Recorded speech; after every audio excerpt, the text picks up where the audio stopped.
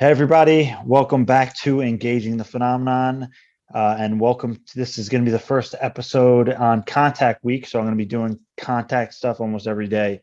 And today we have a special guest. His name is Grant Haygood, and I've known him for quite a while. So welcome, Grant. Thanks, James. Thanks for having me. Good to see you, buddy. Yeah, it's great to finally talk to you here on Engaging the Phenomenon, have an open conversation like this. And we've known each other for a while now, more than a decade now. That's crazy, right? Or about a decade, around there. Yeah, since 2010, I think. Yeah. Is when we matched up on Facebook. So. Yeah. So it's more than a decade. It's 11 years. Yeah. So for people watching and listening, give them a short introduction about yourself. Like who's Grant Haygood? Well, I was born and raised in Fort Collins. I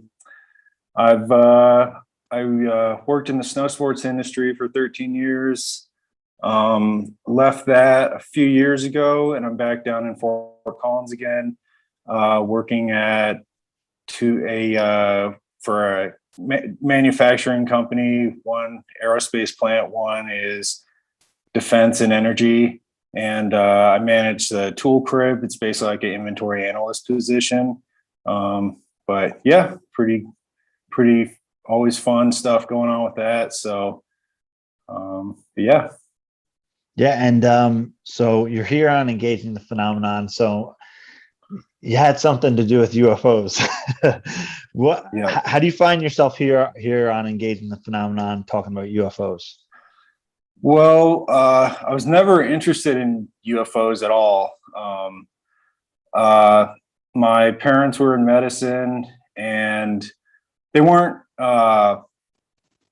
atheists, but they were more agnostic. But there was no sort of spiritual upbringing in mine and my brother's life at all. And just by chance in 2009, my brother introduced me to the Disclosure Project, and he's like, "Yeah, you should check this out. It's top-ranking military officials, fighter pilots, nuclear weapons facility personnel, even astronauts, all these people who have had experiences with UFOs either while on active duty or not, or they've been witness to part of the cover-up." And so I started looking into that, and that is really kind of what made it credible to me. But yeah, so I was like, okay, who's this guy, Dr. Stephen Greer? And started looking into him and his group, CSETI, Center for the Study of Extraterrestrial Intelligence, and their whole thing about CE5, which is human initiated contact. And I just found that really interesting. And just kind of on a whim one evening, so I was researching him. There was a video that he did in Barcelona, Spain in 2009. And I didn't really know anything about remote viewing or anything like that. But there was one phrase that really stood out to me that I found really interesting. And it was the most common way that they contact humans is in the lucid dream state. And just kind of on a whim one evening, I was dozing off to sleep, and with kind of a subtle understanding that, allegedly ET technologies could pick up on our thoughts, I was just, reaching out, and I was looking back. It was really kind of almost childlike, but it was like really innocent. But I was just asking over and over again, "Please show yourselves to me. Please show yourselves to me." And I kind of dozed off to sleep, and I just had a flash in my mind's eye. It was just a quick flash, but just two big black eyes, kind of surrounded by white light. I kind of like jerked myself awake, and I looked around, and there's no one around. My girlfriend's sleeping right next to me, and I was like, just kind of thought, well, that's weird. And I went back to sleep, and so that was it must have been Thursday evening. So I was in school at this time, I guess it was the first week of my sophomore year in college. And so, yeah, that I went to school that Friday, didn't even really think anything about it. And so I was going to school in Gunnison, Colorado, and my girlfriend was working up at Crested Butte, and we had the plan to go hiking that Saturday.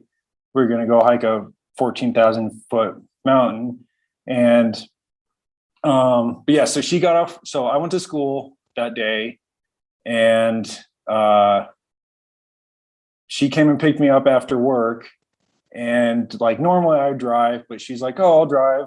And so I was like, "Okay, cool." And so I'm sitting there, and all of a sudden we're driving, we're in the middle of nowhere, and it was August 28th, 2009, and the sun was starting to set, and so I'm sitting there riding shotgun, and all of a sudden I just see this object off in the distance. And at first I see it, and I was like, that's like a weird angle of a plane or something. I kind of look away. I can see planes in the distance. They're all, emitting contrails, all clearly moving. I look back and I was like, that's like a cloud or something. And then I realized what it was. So yeah, and so it was like perfectly clear evening. Yeah. So anyways, I'm looking at this thing, and there were clouds in the distance way far away, but then I realized what it was. It was just this disc, looked like an oval ball of mercury. It was just totally seamless, highly reflective. And the sun was setting off of it. And it was just the most amazing thing. It was just the most profound moment. I knew exactly what it was when I was looking at it. Basically my mind exploded with a flurry of thoughts. I knew that we weren't alone, and but yeah, it was really amazing. Yeah. And again, that was in August of 2009. And so what happens after you have this experience? You have this almost like a very short, quick remote view of an entity, and maybe 2 days later, you see this incredible craft. What happens for you after that? Where do you go from there? Well, do you want me to tell you about the rest of the? So I haven't really talked about this too much. The rest of the evening, like what happened with all that. So, okay, so yeah, so I see this disc, and so I have a chapter in Paths to Contact. Came out in the end of 2012. It's all CE5 people. I think there's like 20 chapters or so. Dr. Joseph Burks is in it. Costa McCrease. Jeff Becker was the editor. So I have it all in that chapter, everything that I was thinking. It was a lot, but yeah, so I see this disc, and, I think for a sec, like, it's like, oh my God, we need to stop and take a picture. But we had never been on this highway before. And I wanted to get closer. Like, I didn't really realize how rare, fully materialized disc just shows up. It doesn't just happen every day. But yeah, so I was like, okay, well, I'll wait till we get around this mountainside. We'll get a little closer. But then we start to go down into this canyon, and I realized, oh shoot, we're not going to get this photo. But it happened so fast. My girlfriend was sitting right next to me, but I don't know. It was just such a profound moment. And looking back, I wish we would have just stopped right then. But anyways, yeah, so we go down. I don't even say anything to her at this point. And we go set up camp, probably about 30 minutes away from where this happened. And by the time we got there, it was like getting dark, and we had just finished dinner, and so we're sitting there, and she has her headlamp on. And I'm like, why don't you turn your headlamp off, to save your battery? She turns it off, and then we hear this kind of loud, or this grunting noise, kind of like right outside the campsite. We're like, we're in Colorado, we think it's a wild animal, and we turn on our headlamps, and it was so creepy. There was something just beyond this tree. We could just see one eye. It was like just eye shine, and I didn't know if it was a bear or mountain lion or what. Looking back, it might have been a deer, but I still don't even know what it was. But so basically, I started banging on the grill, hoping it would go away. It didn't. I go turn the car on, turn the lights on, and it's still there. And I mean, it's just all you can see was this eye shine. And so, and I wish I wouldn't have done this, but just to be protective, I just started throwing rocks. So I started throwing rocks at it, and it went away. And so then my girlfriend, like, not even knowing that we had just had this close encounter in the remote view the night before, my girlfriend was rightfully freaked out. She's like, I want to go home. So I'm like, okay. So we camp up, or throw everything in the car, pack up camp, and so we're driving, and so there's all this like folklore about owls being associated with the phenomenon. I don't know if there's anything to that, but we're driving, and I think she was driving actually again, and all of a sudden this owl, big owl, comes down right in front of the car and kind of goes off to the side. And then I told her after that, I was like, hey, I saw a UFO earlier. And she was like, what? Why didn't you say anything? I was like, I don't know. It happened so fast. I mean, it was totally like the theory of relativity. I mean, it was like, time slowed down for me. When I saw this disc, like, I knew exactly what I was looking at, but it was just such a special moment. Like, I didn't want to look away. I don't know. Everyone's going to say, oh, you should have stopped to take a picture. But like, when you're in that moment, like, you don't want to look away from it, but yeah, basically. So she's like, why didn't you say anything? And I was just like, I don't know. It happened so fast. And so then the next day rolls around, and we're talking about it, and she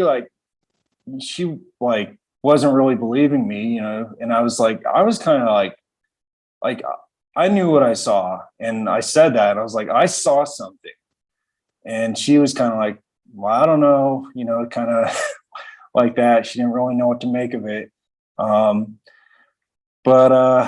yeah, so after that, I basically just kept researching Dr. Greer and CSETI and what they were all about. At the time, he was doing these World Puja shows, or it's a World Puja network. They were like radio shows. It was an online radio network, and they were free at the time. So I just kind of became obsessed and was like listening to all those shows. And there was one show about remote viewing, and it was taught, I was like, oh, well, maybe what I experienced was a remote view. And so I was like, he was kind of talking about, when you experience a remote view, that they're, they could be initiating contact, or you're having some sort of contact experience. And so basically, I kept having all these experiences. I was like, there was one night I was just dozing off to sleep on the couch, and I just saw this disc in my mind's eye. It was the same like oval shaped disc. It was, but it was at night, and there were like blue and green lights kind of oscillating around, kind of going all around it. And so I didn't really know what to make of it. I was like, okay, well, what do I do now? And then I think it was like, maybe like a week or two later, I had another remote view, same time, I was like, it was in the evening at night. And I think it was, I remember seeing, it was like a white craft, or it was just like a white circular, like orb. And there were like two smaller orbs that shot out from it. And so I got up and I was like, okay, so maybe something's happening now. So I run out front, and so we're in Gunnison, Colorado, and it's, in the middle of the mountains. It's quiet there. Can hear everything. And there is a small airport there. And so where our house was, or our apartment, we were looking south towards the airport. And I see these two craft, and so another thing that they were talking about, Dr. Greer and everyone that he was working with was, if you project your thought at them, that at these craft, that they can potentially pick up on that. So I project my thought. I was like, if you can hear me, please do something erratic. And there were the two craft going. And as soon as I think that, the trailing craft instantly sped up and went in front of the other one. I was like, oh my God. Yeah. So I called my girlfriend. I'm like, hey, come out here. And she comes out, and I'm like, do you see two craft over there? And she's like, yeah. I was like, do you hear anything? Because they talked about how they're silent. And she's like, no. And I think it was like October, November by now, maybe late October. And she's like, come on, let's go inside. I'm like, okay, and then we go inside. We go inside, and I'm like, well, and I told her, I'm like, yeah, well, the second craft like sped up real quick. She's like, well, why didn't you say anything? I was like, I don't know, it just happened so fast. So those were my first handful of experiences. So I didn't really know what to do with it or what to make of it, and so I guess that was the end of 2009. So then it must have been 2010 is when you and I met on Facebook, and you had the two CE5 initiative pages, or maybe just had the one group page, or one of the pages at the time. Yeah, because I think so. First, I made the community page because at that point, I don't think Facebook even had groups, and I was talking to Dave, and he's like, you should make a group. And I said, what? They have groups on there? And he said, yeah, it's a new feature thing. So I'm like, because I was always thinking, it's like, on this page I can make posts, but it's not as interactive as I would like. And I think just at that point, either Facebook just created groups, or I had just discovered them. As soon as I learned about the group feature, I created the group. So somewhere in that range. So that's 2010. Yeah. Yep. So then you and I matched up, and I don't know, I just got really involved with social media, and just tried to just start talking about it with everybody. Oh, well, we've kind of talked about this before, but the CSETI did have a forum for a little bit, but it was like there weren't many people on it. So I think it was the end of 2009 is when I joined that. But it was like nobody was on it, like Marilyn Brannon, she was on there, and like Richard Lalenset, I think that's pronouncing his last name, Richard Lalenset. He's in like Canada, but he was an admin. So I matched up with them, and Debbie Foch, who she was working with Dr. Greer. And she's like, well, you're in Colorado. Why don't you meet up with Ricky Butterfast? And, I just didn't, I don't know. I didn't want to at the time, because it was still just kind of weird to me, UFOs, like, having contact is like, I don't want to go meet people, and, but then, I think I ended up meeting Ricky on Facebook through the CE5 page. And then I was kind of like put two and two together. I'm like, oh, this is the guy that Debbie was talking about. And so I ended up meeting up with Ricky in the summer of 2010. And my brother came with me because it was, my first time going out with people. I'm like, I don't really know what to do. Can you come with me? So he came with me, and we went to this site. It was someone's like private property just outside of Denver. It was a really pretty area. There's probably like a dozen people there. But yeah, so like Ricky's been involved with Dr. Greer since like 92 or something, 91 maybe. So he's basically, like, we kind of joke about, calling him like mini Greer. So like, he knows, just, he's been around, and he's had his own contact experiences, and since like the 70s, I believe, like 77 or something. I think there's a whole young. Yeah, there's like a whole bunch of people who had contact in 77, I want to say. Maybe I'm off a little bit, but so yeah, I met up with Ricky in this group, and I just remember, we're kind of going through the protocols, talking about just like doing the guided meditation and what they use the beeping tones for to broadcast an electromagnetic vector, and then using lasers to interact. But I remember one of the people, there was, so the Milky Way was, across the sky, and one of the people were like, "What is that?"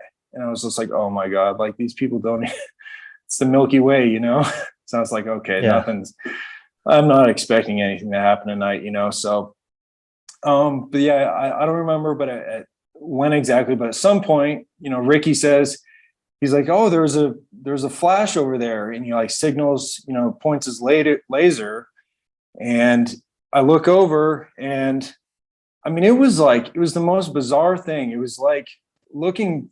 So I'll tell you about what my initial impression, and then what I kind of think of it now. But basically, it was like this light. It was like yellow light, basically like right behind me. It was just like, I don't know. I can't even describe it, but like, I think that, I mean, looking back, I feel like it was some sort of, I don't know if it was a craft, but like, it was definitely, I mean, I don't know how to describe it, but it was like something opened up, it was like a wave almost, but it was like skipping yellow golden light. I mean, it was crazy. But of course my brother didn't see it. He was sitting right next to me. I guess he like turned back around too soon, but Ricky saw it, and we kind of described it the same way. So so that was validating for me. And that was kind of when I realized how important it is to be with groups. And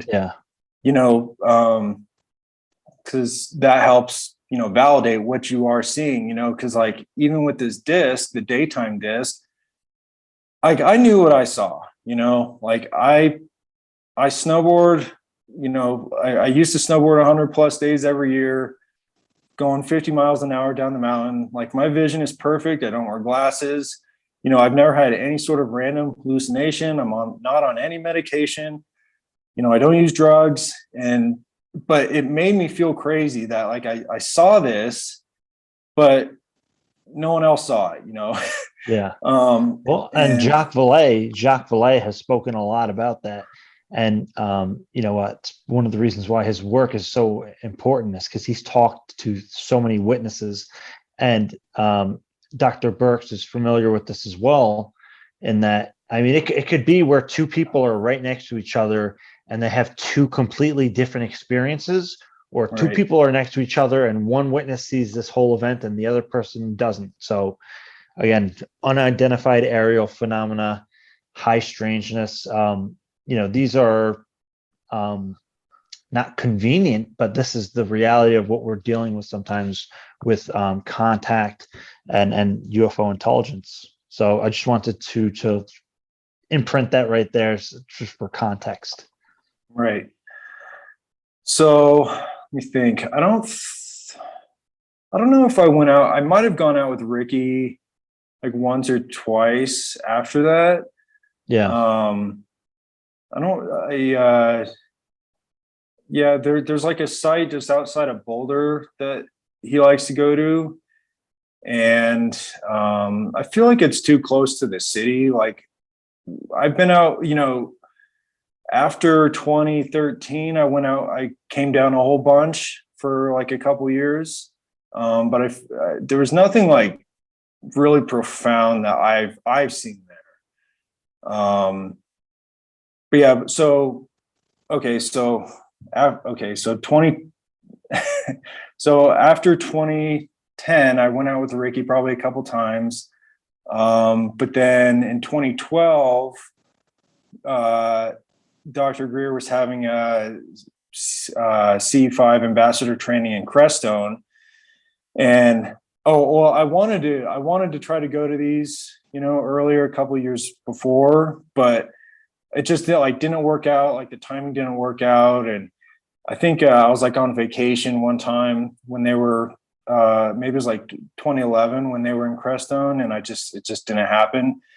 Or maybe it was 2010, and then 2011 they started raising the prices, so it went from $1,000 to $2,500. I'm just like, I was still in school at this point. I was like, I can't afford that, So, so 2012, Ricky's like, well, why don't you come down to Crestone? Just come hang out with us, and we can all see. Maybe we can all go out to the field and do some CE5 work. And I was like, okay.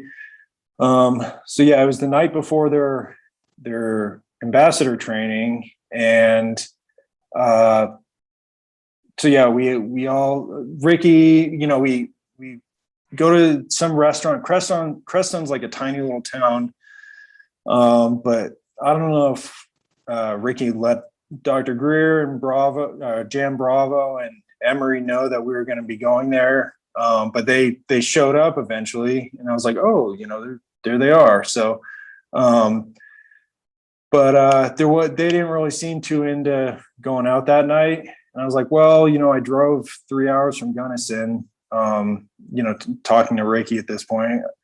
Do you want to go out? And he's like, well, I don't know. We'll see. He's like, well, I'll bring you out to the site and we'll see what happens. So I go out there, and, I'm just kind of setting up, doing like a little mini puja, just have like, crystals and incense going and stuff. And, but they decided to show up. It was like, right as the sun was going down. So I was really happy about that. But yeah, so it was, me, Ricky, Dr. Greer, Emery, and two other folks. Jack, I can't think of his last name, but he used to work with them. I think he did their like camera work. So yeah, there were 6 of us, and we're out there, and Dr. Greer is going through the protocols, doing a guided meditation. And so I was looking, I guess like northeast kind of. And so they're right up against the Sangre de Cristo mountains, and they're just these like really jagged peaks, really beautiful area. But so yeah, I see this all of a sudden this like object appears. It's like a craft just shoots down to the left and then makes a right angle turn and goes up. So it's, looking from my perspective down to the left and up to the left, and the whole group basically sees it. And so that was, seeing something make right angle turns. That was the first time I had seen that. Dr. Greer, I believe he described it as a silvery disc. So I don't know if it was like the same disc that I had seen, or maybe I don't know, but so yeah. But yeah, then so they get out the night vision goggles, and they're kind of passing them around, and they eventually make their way to me, and I'm kind of looking around, checking them out, and then all of a sudden to the northeast, I guess, so I have the night vision. This object appears, as I'm looking through the night vision. It's just this. I mean, it was bright, this bright object. I kind of looked, and the whole group sees it. I take them down, I see it. It's like, it looked white to me. And, and then I'm looking back through the goggles, and then it kind of just like goes over the peaks and just disappears. And people familiar with, CSETI and stuff, there's a senior ET ambassador that they call Kindness. And Dr. Greer he's like questioning, was that Kindness? I think that was Kindness. So that was kind of a big deal to me, that she appeared while I was holding these night vision goggles. And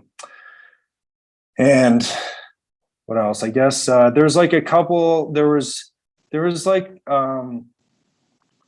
a craft in the zenith, like right, basically right in the middle, right above us, and it was just like flashing probably every like 10 to 15 seconds maybe. But so that and that probably went on for like a couple minutes, but I mean you could see it, it would just flash, we're all looking up every 10 to 15 seconds or so, and it was probably probably 2 minutes or so.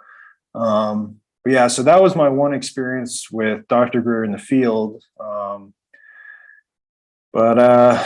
Yeah, so Yeah. So, and you said maybe that was at like 2011 or 2012, around that time frame. 2012. It was, yeah, because they were filming for Sirius. Okay. Yeah. During that event or that week of that ambassador training. Yeah. So yeah. And yeah. So, but Yeah. yeah, so I just spent Dr. Greer offered for me to stay. He's like, well, why don't you stay with us for the week? But I couldn't. I had work responsibilities and stuff back at home. I couldn't just up and leave. I don't think my girlfriend would have been too happy about that. So, I mean, it was a really super generous offer. But so I actually did try to go. I tried to meet up with them again. I went back down like maybe it was like Friday or something. Friday night I went back down, but I couldn't find the site. I think I drove past it. Actually, I'll go back. But yeah, so I'm pretty sure I passed the site.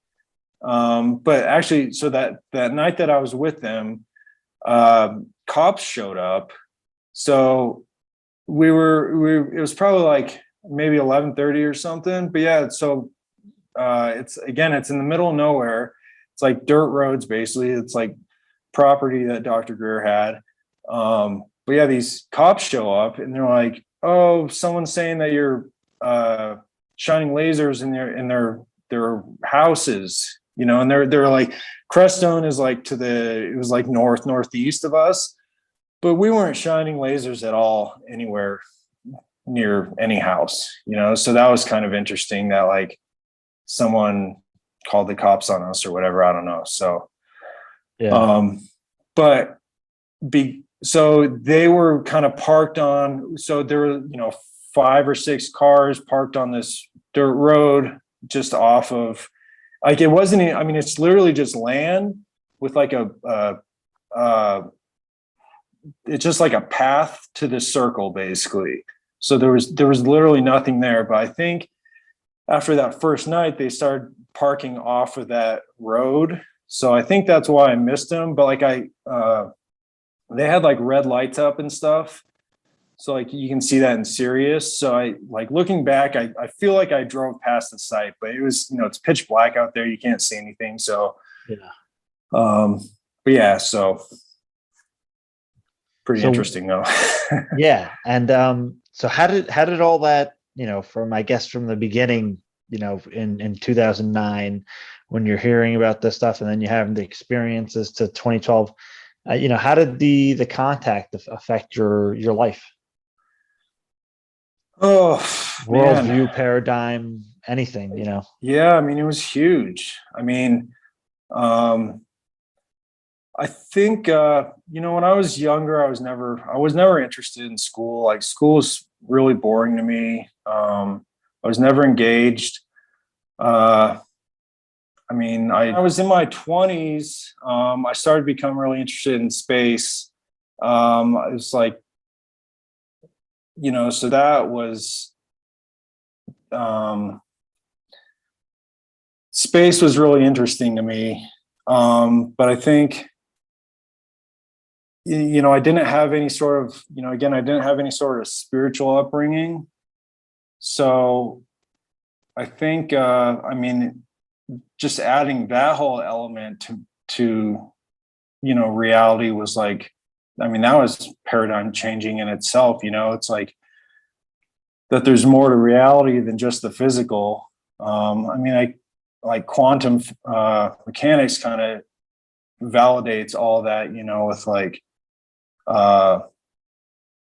like entanglement and superposition and all that, but it was really heavy, I think just kind of like, just the whole thing was kind of intense, Yeah. So yeah, I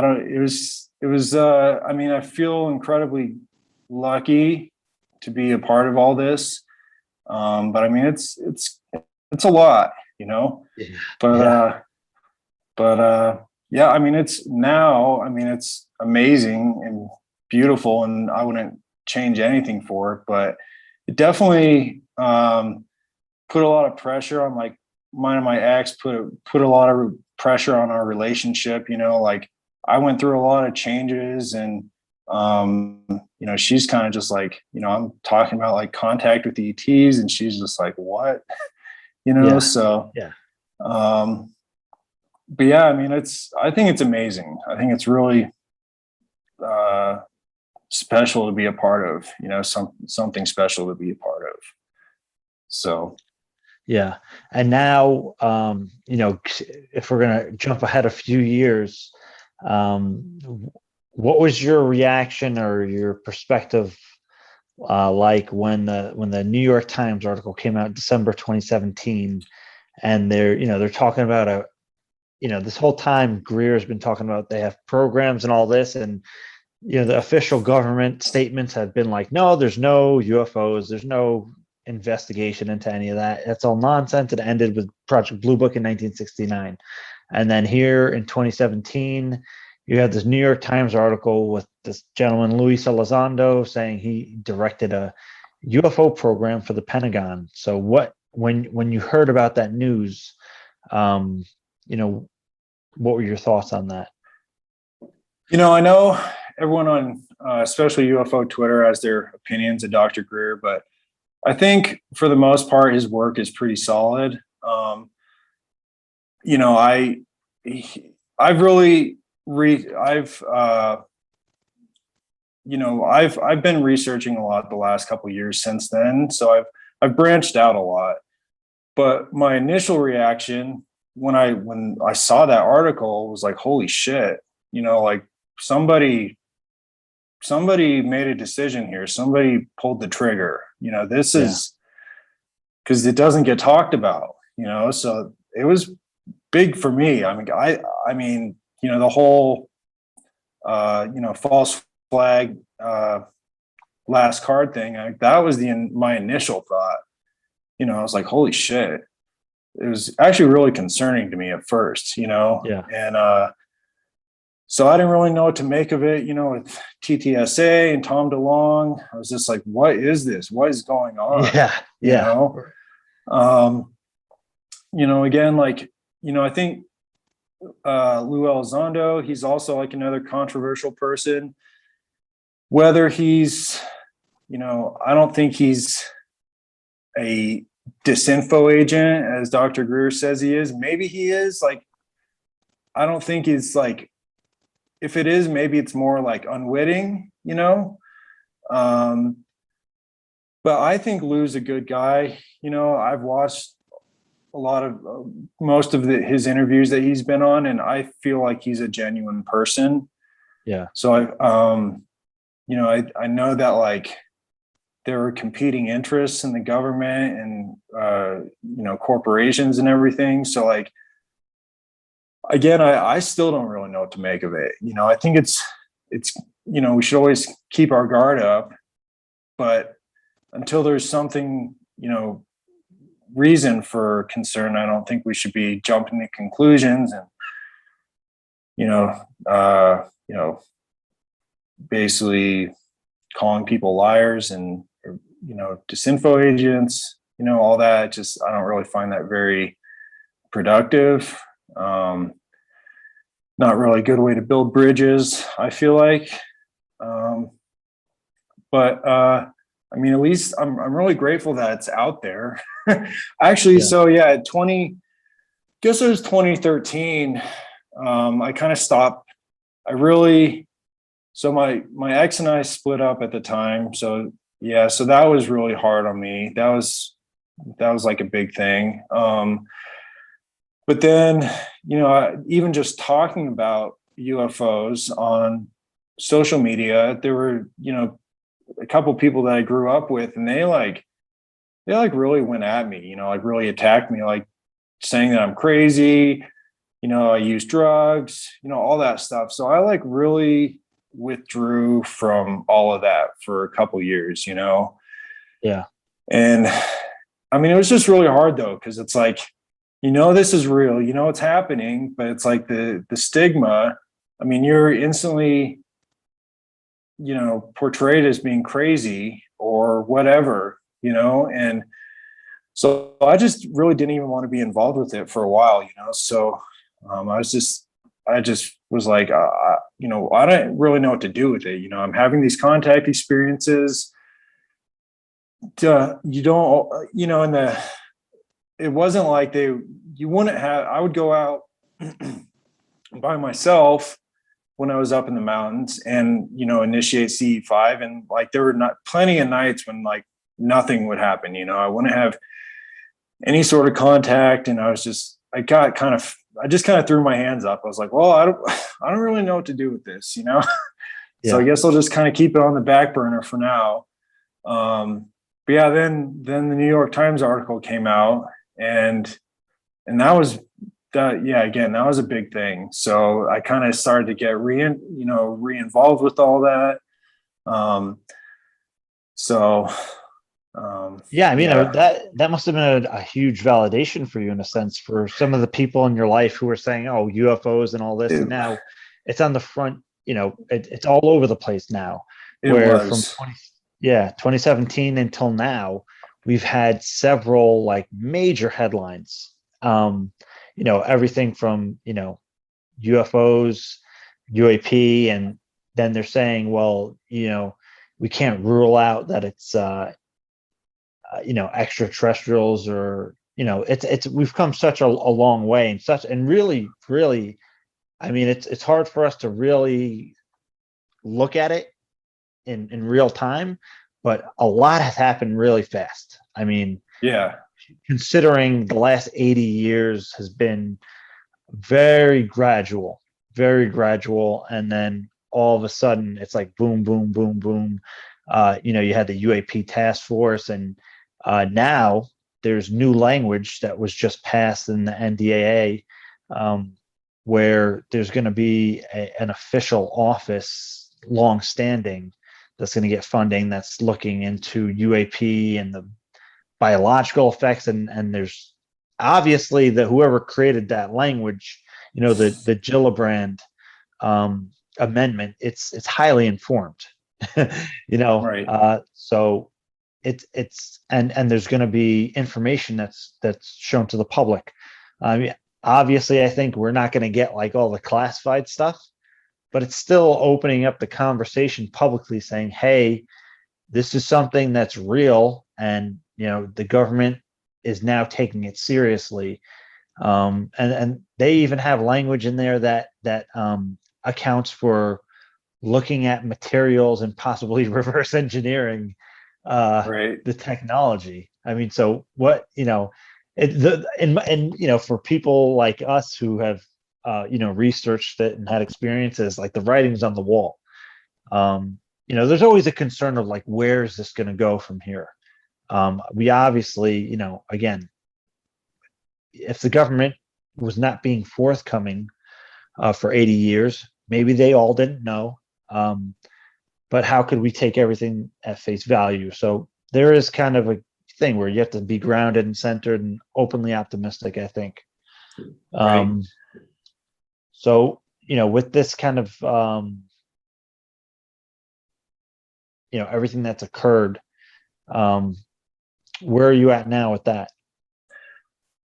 Well, yeah, talk about being validated. I mean, I felt, I felt validated, that I wasn't crazy. I was seeing this stuff. I believe in the golden rule and treating others as you wish to be treated. So I wasn't going to be petty and go back to these people and say like, oh, haha, but to myself, I was kind of like, yeah.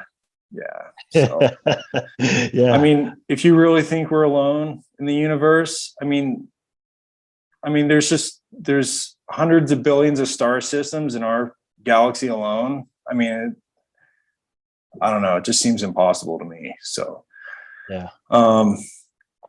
But yeah,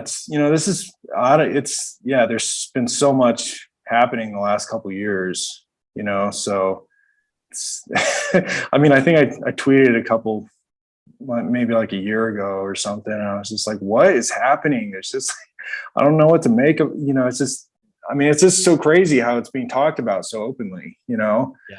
Now, I can't think of his name, but the NASA administrator, he's talking about it. Bill Nelson. Yeah. So, and the Avi Loeb is, Harvard. I mean, there's so much going on, and it's just kind of like finally this is happening, and being taken seriously instead of, being associated with crackpots and tabloids, basically, so yeah. Yeah. So now, obviously, you mentioned before, both of us have been involved in CE5 and contact. So with everything going on now, and I guess in retrospect, all this, the UFOs or UAP, if we want to go extraterrestrial intelligence or whatever the phenomenon is, kind of like out open in the public now. Where do you see CE5 playing a role? I mean, do you think it's even more important now? Or how do you view CE5 in this new shift of paradigm shift? I mean, I would say so. I mean, I think that I wouldn't want just the military, engaging the intelligence, the phenomenon, whatever you want to call it, So I think the citizen outreach, CE5 initiative is something that should be taken seriously and become more put more in the spotlight, Yeah, so I don't know. Yeah. And that's, again, that's kind of like a good thing that Avi Loeb is doing what he's doing because it's not military. It is good to see more academics getting involved. And I think if there was ever a time for people to be interested and participate, somehow this is the time. I mean, again, even if you're just sharing some of this information with people, you don't even have to go out and do the CE5 and field work and all that stuff. There's so many different ways, I think, nowadays to participate. Right. Yeah. I mean, you could have like doctorate programs in the field, I mean, there's just so much there's so much going on with everything. I mean, it's just like all the researchers out there, including yourself. I mean, there's so much going on, Well, and I was going to say, you have the contact and UFOs, and there's a lot of stuff going on.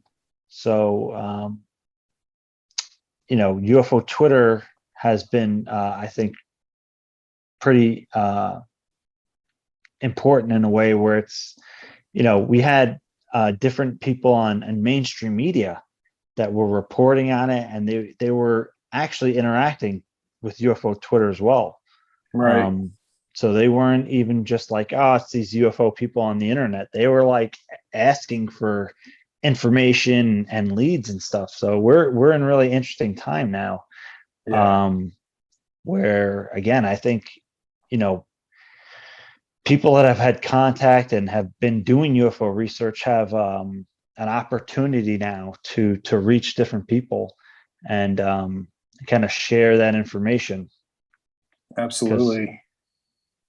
yeah, there's been people like, I mean, again, it's we take it for granted almost, that Right. the thing where it's like the reality of UFOs. We're like, yeah, of course we know that. But Yeah. there's people that are really, they're considering it for the first time ever in their life. Yeah. They're like, oh my God, Right. UFOs, you know? Yeah. Um, where where do you think things might go from here, and where would you like to see it go in like a realistic, like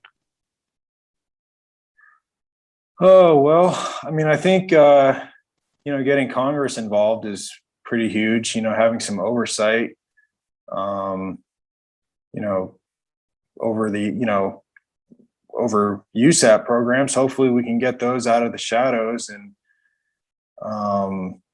I would like to see, there's talk of, you know, reverse engineering. I would like to see the energy technology being utilized into society. I mean, I know it's become politicized, but I mean, I think climate change is a legitimate concern, and I would like uh, that to be addressed, and I could see that as being something that that would benefit that. Um, I don't really, again, it's so much like, I don't know. I still don't know what to do with all this, or like where to go. I mean, it's just like you have this going on in your life, but then you're like expected to like go to work and maintain like a normal yeah, life, and like not, like you bring it up to people and they're like, oh yeah, no, you just get blown off basically. So like I don't really talk about it, so it's like, I'm glad that it is becoming more out in the open, and, so maybe even more people will want to get involved and, contribute. So, I mean, that's all yeah. that I can hope for. So, So, I mean, you're taking it one step here. You're coming on here on engaging the phenomenon, and I think, I remember when you were on Facebook and you kind of you left Facebook mostly, and or social media, and I mean, I guess one of the last times that you were really more public was around the Past the Contact book and that conference. yeah. Yep. Oh, I forgot to mention that. Yeah. So 2014, we had that conference in Roswell and you were there. So that was the first time that we met in person. Yeah, But yeah, so even then I was super nervous presenting there, it's just like, yeah, it's like, not, this isn't like a hobby for me, this is like a part of who I am now, it's like, it's not, I mean, yeah, I mean, again, I know I've said this, but it's a lot, but it's like, I was 2014, it was still part of the fringe, even just talking about UFOs, let alone contact, and like remote viewing and all that stuff associated with it. So yeah. yeah.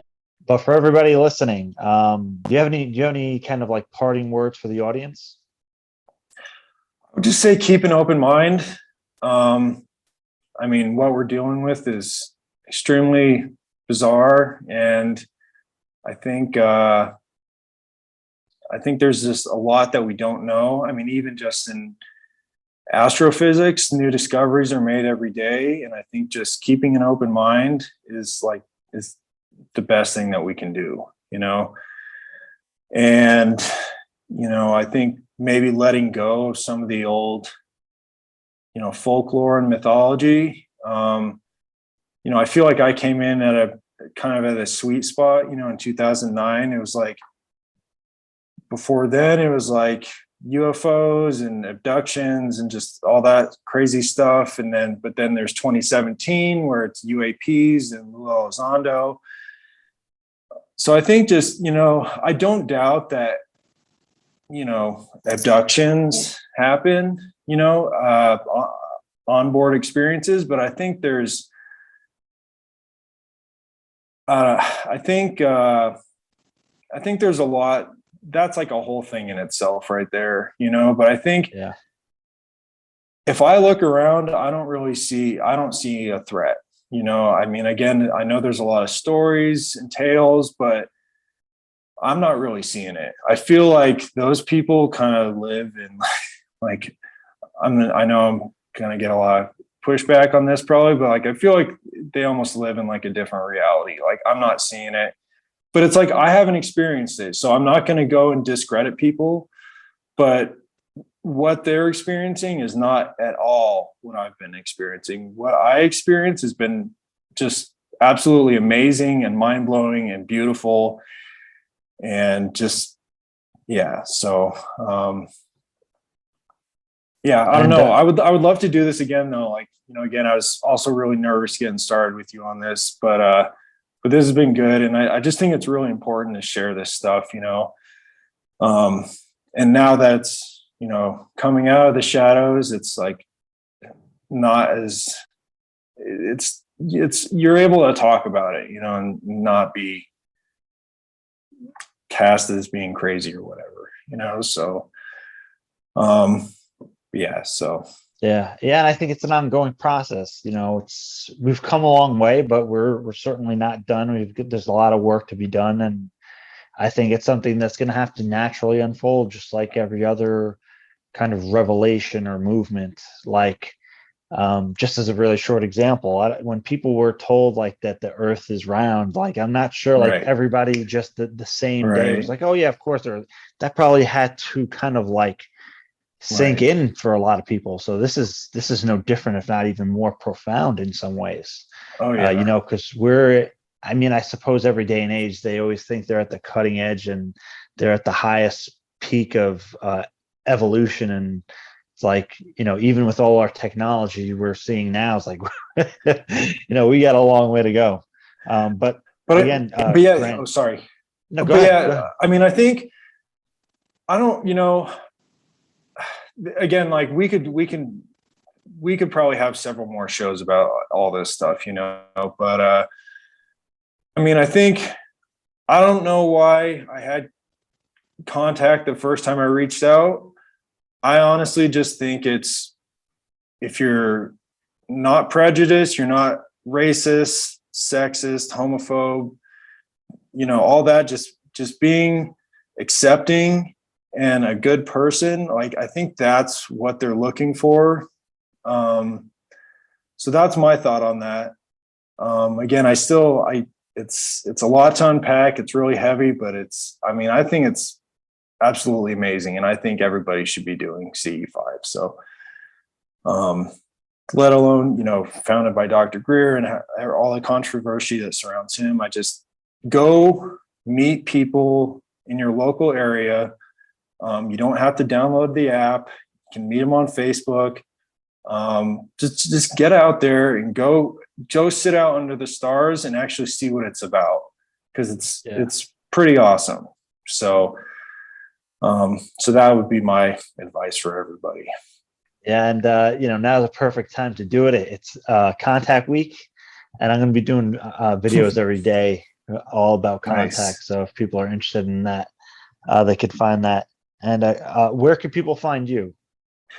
I'm basically just on Twitter right now. So at anon_et, anon_et. And I do have, I am on Instagram at Grant Haygood. I also do have the CE5 Initiative Instagram page.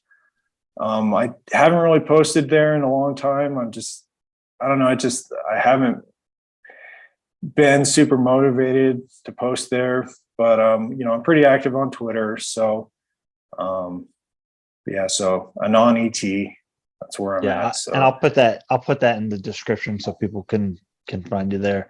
All right. Okay. Well, thank you so much, Grant, for coming on. I'm sure we'll do more, and I'm going to have live streams coming on probably probably in January, starting January, so I can have people on the panel on StreamYard, and that'll be really cool. So again, thank you so much, Grant, for coming on and having the bravery to kind of share your story openly again for the first time in many years, and participating in the CE5 initiative and Contact. Well, I just wanted to thank you, for being such a good friend over the last decade, and just you're always like a source of inspiration, and just, I mean, we're friends, but I really view you as like a mentor, and just you're just such a good person. I'm grateful for you putting yourself out there as well. It's like, I mean, it's the work you do is amazing. So keep it up, man. Like, everybody loves what you're doing. Everybody loves you. So I appreciate you. And I know you know that, but I just want you to know that. So yeah, I greatly appreciate that, man. And that, I think we all have an important part to play, and we can all kind of step into our power and just do what we feel is right, Yeah, definitely. All right. Well, thank you so much, and we'll speak to you again soon. All right. Sounds good. Thanks, buddy.